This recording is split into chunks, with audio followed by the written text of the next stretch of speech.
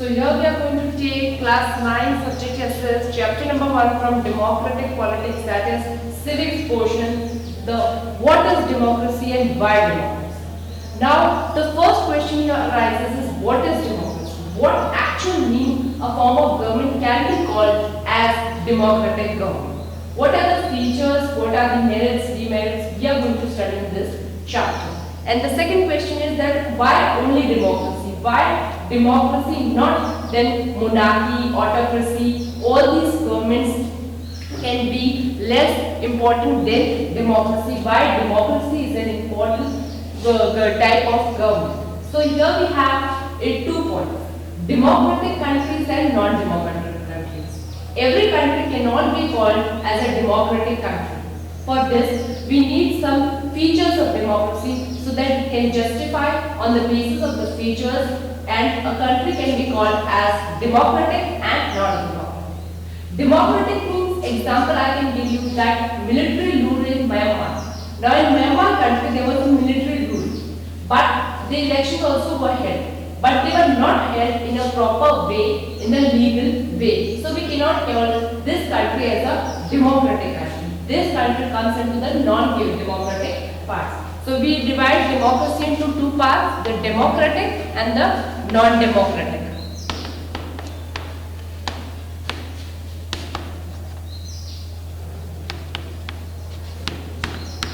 Means some countries are those which are actual democratic countries and some countries pretend to be democratic countries. Now we are going to come to the definition of democracy. What is democracy? In a simple definition we can say that it is a form of government in which rulers are elected by people. In this government we have rulers elected. They cannot rule by their own, but these rulers are elected by the people. So here in democracy, just this definition is not required. We have to go into a deeper section. First of all, the definition itself arises some questions. That who can the rulers be? Who are the rulers here? In which we are taking that rulers are elected by people. But who are the rulers which are elected by the people? Secondly, what kind of elections should be held so that we can call it a democratic form of government? Third point, who are the people who will choose these rulers? Okay? Then fourth point, what kind of form of government can be called democracy? So for answering these 4 questions, we have to firstly see what is democracy, what are the features of democracy. Now, the first feature here comes is that the major decisions by elected leaders. Now means here in this point we are going to discuss that the elected leaders which are elected by the people take the major decisions, take the decisions of the whole country. Here we have an example, a case study of Pakistan. Pakistan, everyone has known by the name Parvez Musharraf, who was later on the president of Pakistan. But Pakistan, Parvez Musharraf led a military coup in October 1999. A military army, a military troop was led by Parvez Musharraf. Then what did he do? He overthrew the elected government. The elected government which was democratically elected by the people, he overthrew that government and he himself became the chief executive of the country. What did he do? He overthrew the democratic government and he himself made the chief executive. But later on, he changed his designation to president. Here we are seeing that Parvez Musharraf is working on his own rules. There is no people who elected him. There are no people who are voting for them. But he himself first overthrew the democratic government and secondly, he took the designation of president. And in 2002, a referendum means we can say a rules, a book in which it was based on malpractices and fraud. He did many malpractices to win the influence of the people. So these malpractices and fraud came in this referendum. This referendum was made, and in this referendum, what happened? That it granted it a 5-year extension. We everyone know in India also we have a democracy, and in India also we have elections at 5 years. So what has happened that it held a referendum in the country that gave him a 5-year extension. So he was general here in Pakistan. We had General Pervez Musharraf. Because he was leading a military army, so he got the lead of General Pervez Musharraf.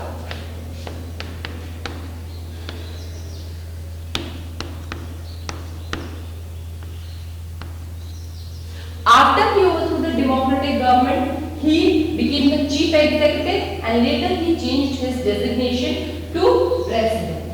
Then in 2002, he made a referendum. 2002, he made a referendum. Now in this referendum was based on malpractices and fraud, means dhokadhadi.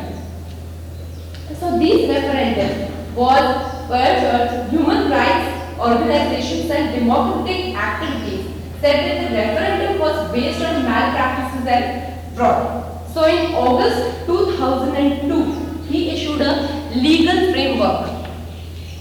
August 2002, he had made a referendum in Pakistan. Then secondly, in August 2002, he made a legal framework order that according to this order, the government should work, and some changes were made in this democratic government. Legal framework order.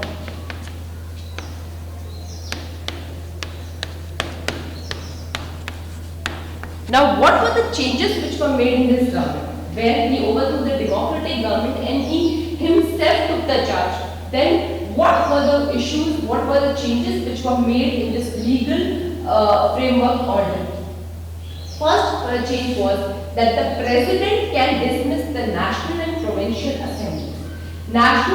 The president has the power to dismiss the national and provincial assemblies. Provincial assemblies means assemblies held at the level of provinces, at the level of state. National and state assemblies, as we can say, the president dismisses national or provincial assemblies. Now, second change here we did was the work of the civilian cabinet. Now, what was the civilian cabinet? Who was the civilian cabinet? This was a cabinet which was made by civilians, which were made the people of the country, was supervised by the National Security Council. National Security Council supervised this civilian cabinet, and this National Security Council was dominated by military officers, means directly or indirectly it was held in the hand of Pervez Musharraf. It was held in the hand of the military. Then final decision making power of those elected by people. Now the final decisions which were made were by those who were elected by the people. Now we will see that this part of Pakistan we have saw that how Pervez Musharraf took the charge through the democratic government. Now we will have a small case study of China. Here China also, like India, elections were held after every 5 years. In India also we have elections after every 5 years. As China also, elections were held in every 5 years. National People Congress was made in this phase. So in this National People Congress, these were elected by the people, and it consists of 3,000 members. How much members? 3,000 members we had. In Pakistan, we saw that Pervez Musharraf made referendum in 2002. Then he made legal framework order. But nextly in China, what was done?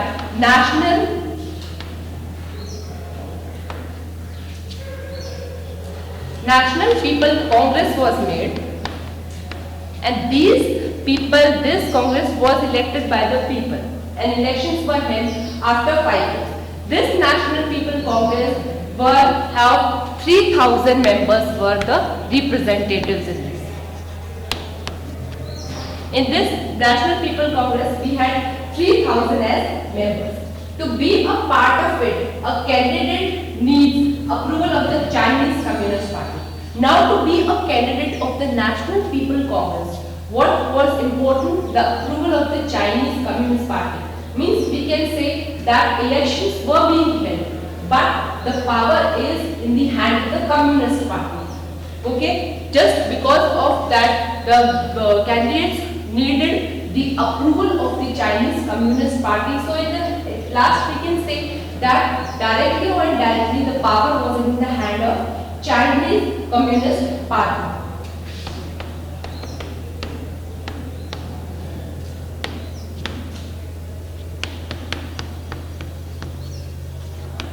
So here Chinese Communist Party, wherever it passed an approval, the candidate could be a part of National People Congress. Now we have studied the case study of Pakistan, we have studied about China. Now we will come to the next country, that is Mexico. Now what were the conditions of Mexico? How was it doing? Now in Mexico, what the problem was that only one party was ruling the whole country. One party was winning the elections year after year, and that party was PRI. That was Institutional Revolutionary Party.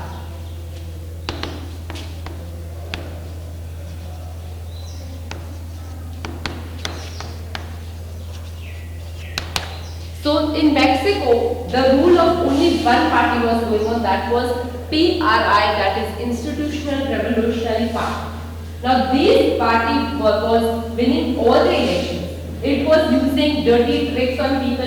It was making money for campaigns and many a night. The polling booths were shifted from one place to another in a last minute, which made it difficult for people to cast their votes. Then they forced the people to come into the party meetings, and they forced them to vote for the PRI. The PRI also spent a large sum of money on the campaign of the candidates.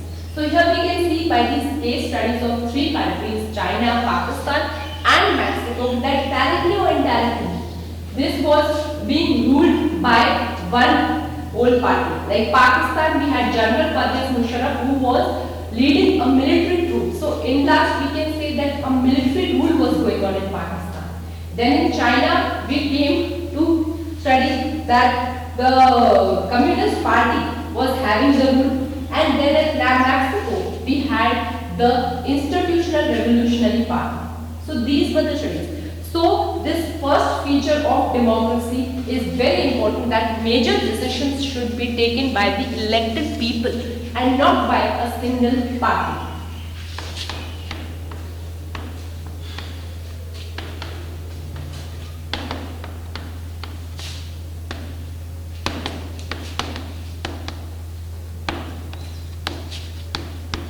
So here comes a first feature, that is major decisions should be taken by elected party people but not by a single party or a single rule. Second, here we have that one person, one vote and one value. This is the next feature of democracy. One person, one vote and one value. Means one person can only vote for one time. There is not that one person will vote for 2 or 3 times, or his vote will be compared to less value, or it will compared to be more value. So now here also we have some case studies in this also. We have a case study of Saudi Arab. Now in Saudi Arab country, what happened is women did not have the right to vote. Okay, as we can see in the democracy, that rights are given to all the people. All the people are equal before these rights, before these political rights. They also should have the right to vote.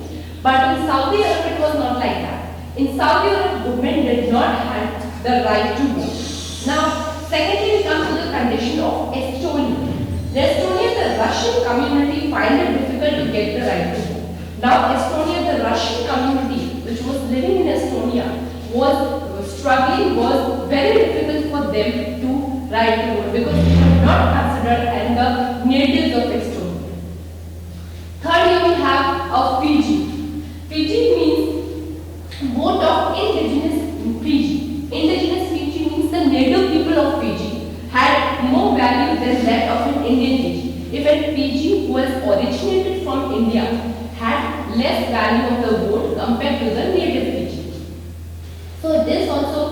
is a feature of democracy that one person should have one vote and one vote should have one value. There is no difference, there is no distinction between any person or any rule. There are rights are equal for all, voting rights are equal for all. Third point that comes is rule of law and respect for rights.